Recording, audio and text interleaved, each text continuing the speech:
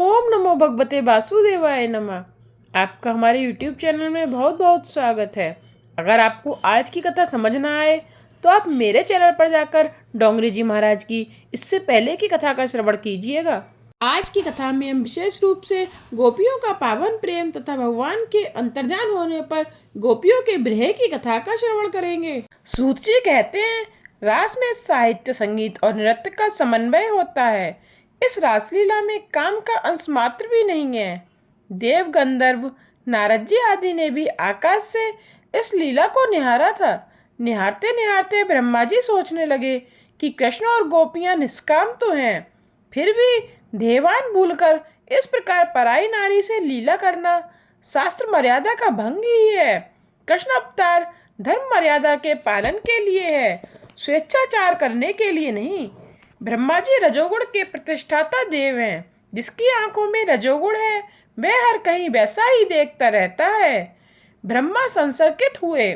श्री कृष्ण इधर सोच रहे थे कि इस बूढ़े को धर्म मैंने ही तो सिखाया था और अब आज वह मुझे सिखाने आ रहा है। ब्रह्मा यह नहीं जानते कि यह रासलीला धर्म नहीं, धर्म का फल है।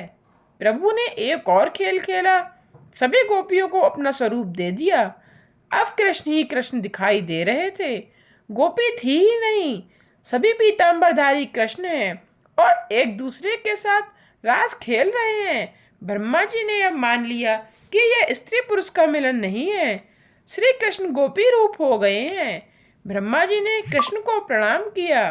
वह विजातीय तत्व का, स्त्रीत्व और पुरुषत्व का नहीं, अंश और अंशी का मिलन है। आज गोपियां श्री कृष्ण में प्रभु रूप बन गईं। ब्रह्म रूप हो जाने के बाद जीव का स्वत्व कहाँ रहा। ब्रह्मा जी ने क्षमा याचना की। फिर जितनी गोपियां थीं उतने ही स्वरूप प्रभु ने धारण किए और सभी गोपियों को दिव्यानंद का दान उन्होंने दिया। यदि इस लीला में काम का हेतु होता तो वह बंद कमरे में की जाती, किंतु यह तो खुले मैदान में हुई थी। यदि इस लीला में लौकिक कामचार होता तो देवगढ़ से निहारने के लिए नहीं आते।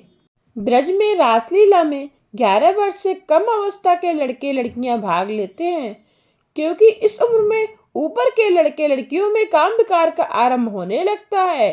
शक्ति के साथ साथ काम वृत्ति भी बढ़ती जाती है। मन में काम जागते ही रास बिहारी श्री कृष्ण का ध्यान करोगे तो काम नष्ट होगा। काम को मारने का कोई और उपाय नहीं है। गोपियां चाहती हैं कि श्री कृष्ण उनके सिर पर हाथ रखकर आशीर्वाद दें, जिससे काम का नाश हो जाए। ईश्वर की कृपा होने पर लौकिक काम रतिपति का नाश होता है। पुरुषत्व तो अभिमान और अहम का सूचक है। ईश्वर के घर में पुरुष अर्थात अभिमान का कोई स्थान नहीं है। जो जीव गोपी भाव नम्रता से जाता है उसे वहां प्रवेश मिल जाता है। नारद जी अफसोस करने लगे कि वे पुरुष रूप में आने के बदले स्त्री रूप में आए होते तो उन्हें रास रस की प्राप्ति हो जाती।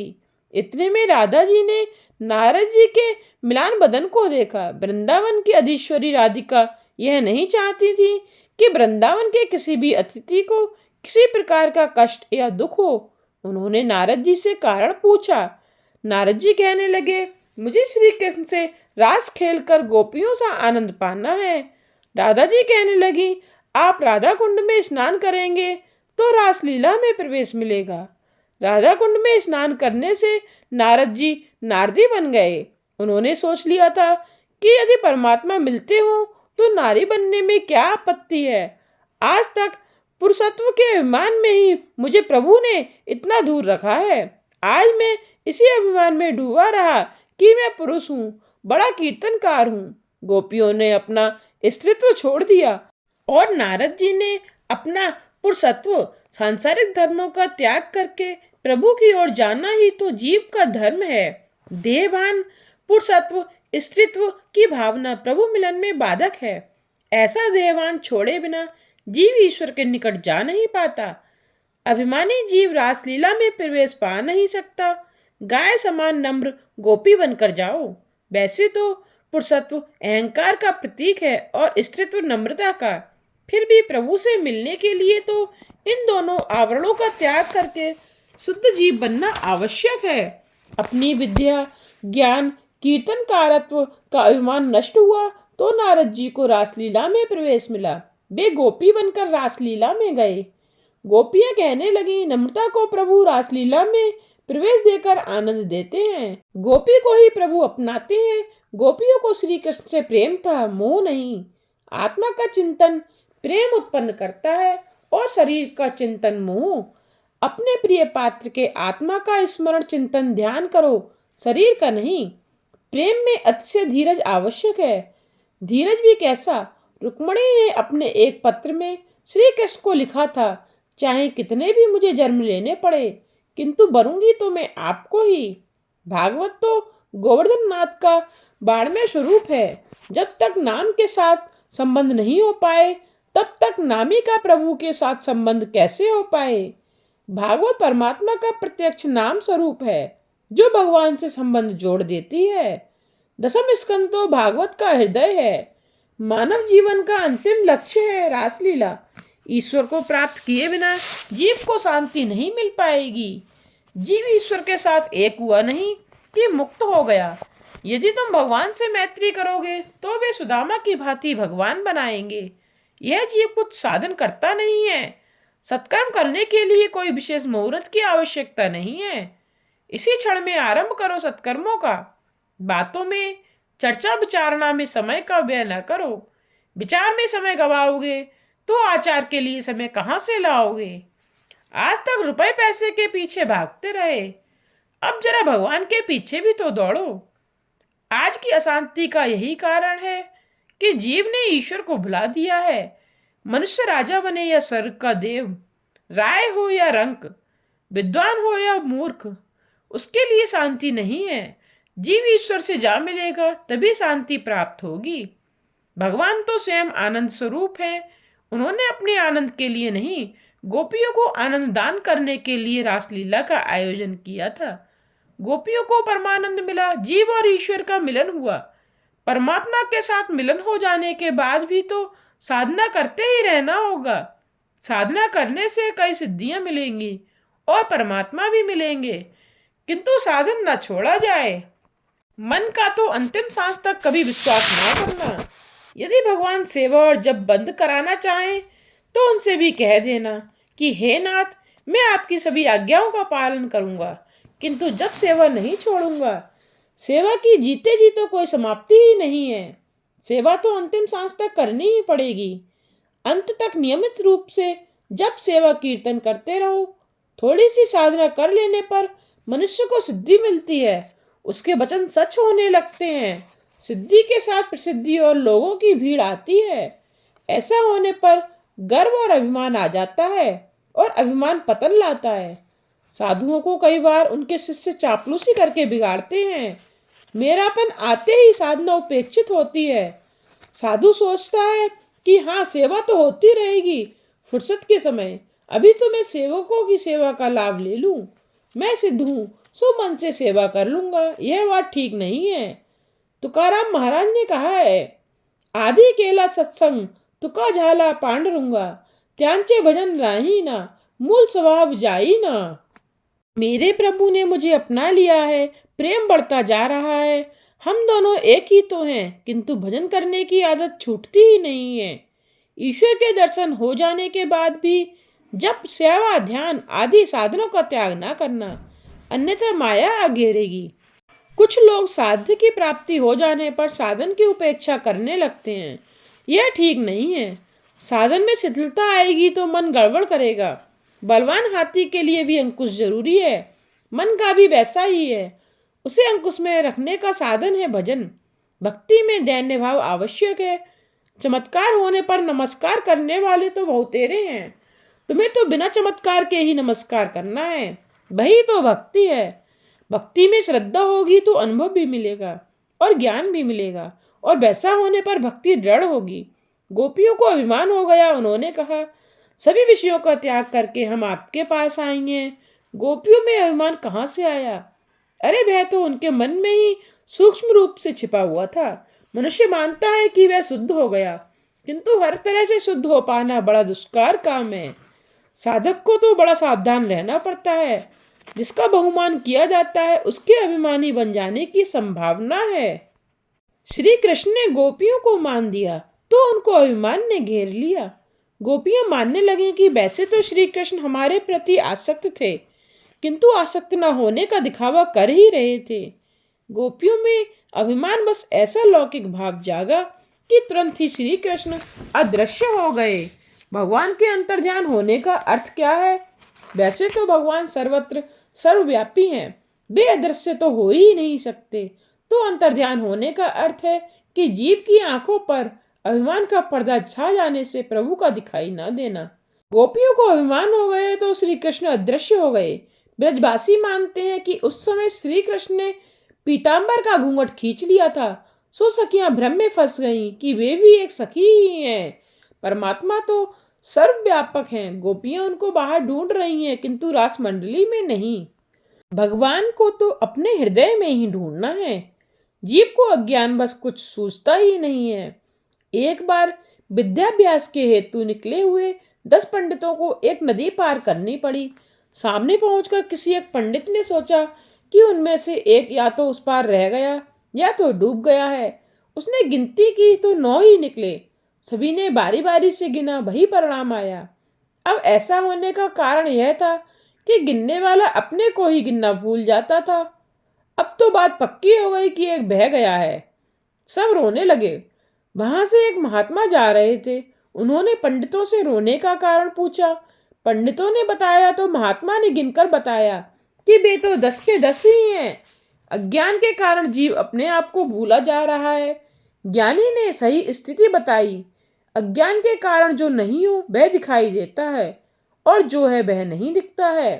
परमात्मा से साक्षात्कार होने पर भी सावधान रहना। कई बार ज्ञानी भी साक्षात्कार हो जाने पर अपने आप पर काबू नहीं रख पाता है, क्योंकि सिद्धि प्रसिद्धि देती है और प्रसिद्धि अभिमान। ऐसा होने पर साधन छूट जाता है और परिणामतः जीव ईश्वर से विमुख हो जाता है। परमात्मा की अनुभूति होने के पश्चात भी यदि जीव साधन छोड़ दे तो उसका पतन ही होता है। अब पुंडलीक चरित्र देखिए। पुंडलीक की माता पिता के प्रति अभिराम अतिशय भक्ति को देखकर द्वारकाधीश उसका दर्शन करने के लिए पंढरपुर पधारे। पिता और माता कुष्ठ रोग से पीड़ित थे और चिड़चिड़े स्वभाव के हो गए थे। पुत्र बड़ी लगन से सेवा करता था, फिर भी उसका अपमान करते रहते थे। फिर भी पुंडलीक बड़ी नम्रता से सेवा करता रहता था। भगवान ने आंगन में आकर पुंडलीक को पुकारा, पुंडलीक, तेरी माता पितृ सेवा से मैं प्रसन्न होकर तुझे दर्शन देने आया हूँ। पुंडलीक कहने लगा, भगवान, इस समय तो मैं उनकी सेवा में लगा हुआ हूँ, सो कुछ देर के लिए आप बाहर ही प्रतीक्षा कीजिए। मैं सेवा से निवृत्त होकर आपसे मिलने बाहर अवश्य आऊंगा। पुंडलीक मानता था कि माता पिता तो भगवान से भी बढ़कर हैं। उनकी सेवा की तभी तो भगवान उससे मिलने आए हैं। जब साधन हाथ में है तो साध्य कहाँ भाग जाएगा। सुख संपत्ति मिलने पर भगवान भजन मत छोड़ो। यह तो भक्ति ही है जो भगवान से भी प्रतीक्षा करा सकता है। भगवान को विश्राम करने के हेतु पुंडलीक ने एक ईंट दी और उस पर खड़े रहने को कहा। पुंडलीक को बाहर आने में देर लगी। भगवान प्रतीक्षा करते हुए थक गए तो कमर पर हाथ का सहारा लेकर खड़े रहे।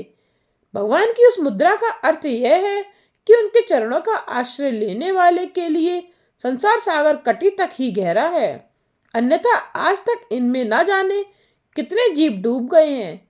माता पिता की सेवा पूरी कर लेने के बाद पुंडलीक बाहर आकर भगवान से मिला। उसे प्रत्यक्ष परमात्मा मिले, फिर भी उसने साधन नहीं छोड़ा। यदि साधन छूट जाएगा तो प्रभु अंतर्ध्यान हो जाएंगे। रात के समय गोपियों के मन में अभिमान आया, सो कि श्री कृष्ण अदृश्य हो गए। अभिमान जागते ही साधन उपेक्षित हो जाता है। गोपियों ने सोचा कि वैसे तो कृष्ण हमारे सौंदर्य में लुब्ध थे ही, किंतु अनासक्त होने का दिखावा कर रहे थे। भगवान अंतर्ध्यान हुए, वे वही थे, किंतु गोपियां उन्हें देख नहीं पाती थी। भगवान तो उनके हृदय में समा गए, किंतु गोपियां उन्हें बाहर ढूंढ रही थीं, सो मिल नहीं पाए। ईश्वर को जाने और आने की क्रिया का बंधन नहीं है, क्योंकि वे तो सर्वव्यापी हैं। वैसे ईश्वर तो आपके निकट आते हैं, किंतु वासना के आच्छादन के कारण वे दिखाई नहीं देते हैं। ईश्वर सभी के हृदय में है, फिर भी सब उन्हें देख क्यों नहीं पाते हैं। जीव जब तक भगवान की ओर देखता नहीं है तब तक उसकी बेबी सुध नहीं लेते हैं। भगवान सभी जीवों से कहते हैं, मैं तो तुम्हें अपनाने के लिए तैयार हूँ, किंतु तुम भी तो मेरे पास आओ। जीव भी गोपियों की भांति बाहर आनंद ढूंढता है, अंदर नहीं। तभी तो भगवान उसे मिल नहीं पाते हैं।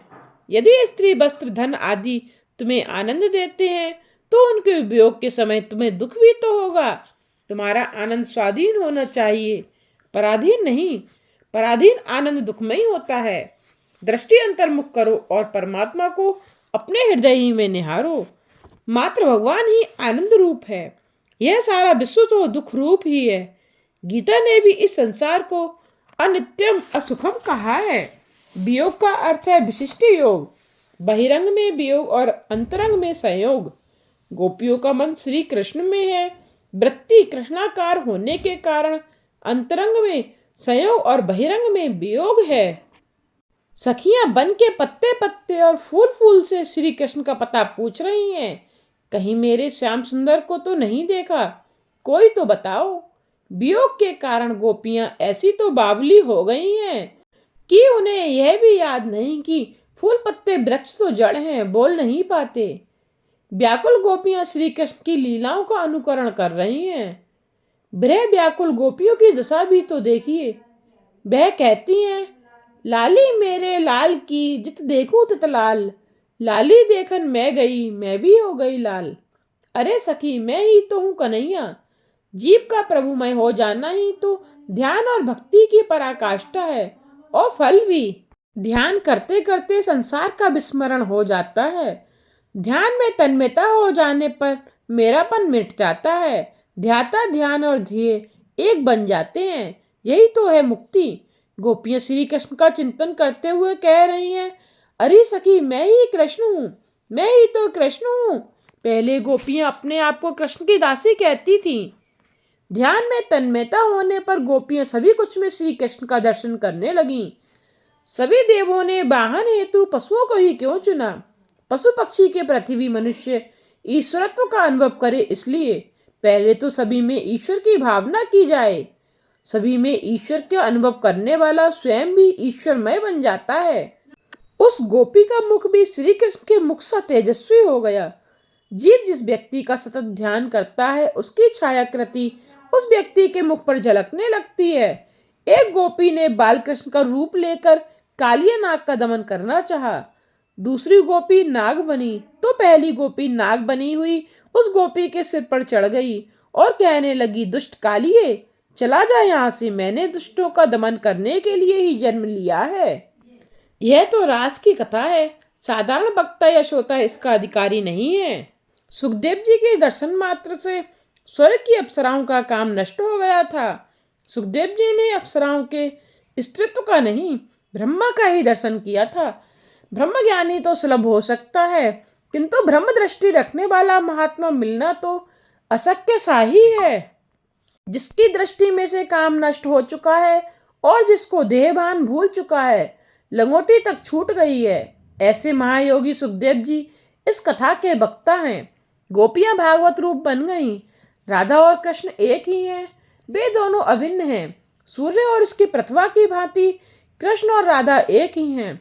वे दोनों कभी विभक्त हो ही नहीं सकते। यह विरह तो लीला मात्र थी। अंतर ध्यान होने के समय श्री कृष्ण ने राधा जी को साथ में लिया। चलते चलते राधा जी थक गईं। उन्होंने श्री कृष्ण से कहा, मुझसे अब चला नहीं जाएगा।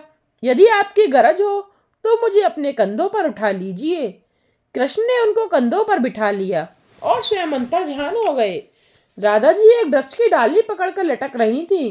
राधा जी के अभिमान को उतारने के लिए ऐसा किया गया। वैसे तो राधा जी अभिमानी हो नहीं सकती, ये तो लीला है। वैसे अभिमानी तो जीव ही हुआ करते हैं। अभिमान आते ही जीव उस राधा की भांति बीच में ही लटक जाता है।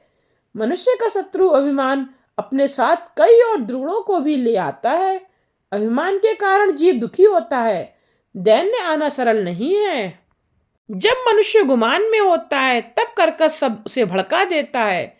ईश्वर के ही चरणों में बसे रहो कि जिससे मन में कोई भी विकार उत्पन्न ना होने पाए। राधा जी का श्री कृष्ण ने बड़ा आदर किया। अपने साथ ले गए और राधा जी को अभिमान हुआ। बहुमान होने पर जीव बहुत अभिमानी होने लगता है। मान दान मिलने पर तो और भी नम्र बनना चाहिए।